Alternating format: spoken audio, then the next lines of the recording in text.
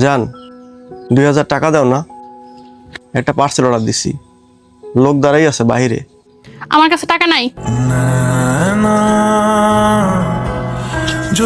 কি বলো জান, তোমার কাছে তো কত টাকা, দাও না 2000 টাকা।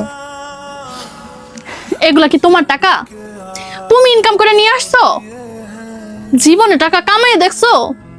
আর একটা টাকা ইনকাম করো না, তুমি এত টাকা অর্ডার দেওয়ার সাহস পাও কিভাবে? হ্যাঁ, তুমি এখন ওই পার্সেলারে যাইয়া বলো যে আমি একটা বেকার, আমার টাকা কামানোর কোনো মুরদ নাই, আমি আমার বউয়ের টাকায় খাই, বউয়ের টাকায় চলি। আমি 2000 টাকা পার্সেল অর্ডার দিছি, আপনি আমাকে ক্ষমা করে দেন। এই 2000 টাকা দেওয়ার মতো সামর্থ্য আমার নাই। আপনি এই পার্সেলটা ফেরত নিয়ে যান, যাও।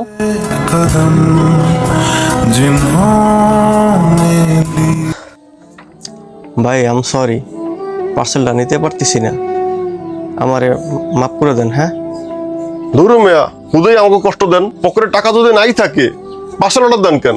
ফালতু যত সব। কালকে আমার বান্ধবীর বিয়ে, রেডি থেকে যাইতে হবে। তুমি যাইও, আমি ওখানে গিয়ে কি করব? আমার কি কাজ? আমি যাব না। কেন যাবা না? ইদানিং তোমার সাথে আমার বেশি ঝগড়া হচ্ছে এই জন্য, নাকি আজকে তোমাকে ওই কুরিয়ারে 2000 টাকা দিইনি তার জন্য?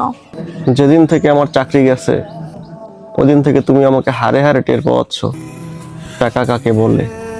যখন আমার চাকরি ছিল, টাকা কামাইতাম, 2 হাতে খরচ করছি তোমার জন্য।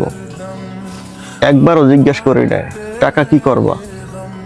আমরা পুরুষেরা টাকা কামাই করি তোমাদের জন্য, স্ত্রীর জন্য, সন্তানদের জন্য।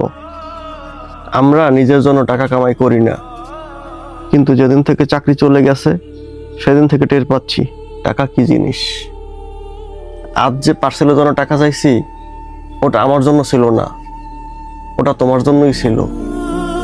কিন্তু কি অভাগা আমি, নিতে পারলাম না। তোমার সাথে মন থেকে সেদিনই মিশবো, আবার ঘুরতে যাব, খাবো, আড্ডা দিব। যেদিন আবার টাকা কামাই করব আমি, আমার জন্য ওয়েট করো না, আমি যাব না। শুভরাত্রি।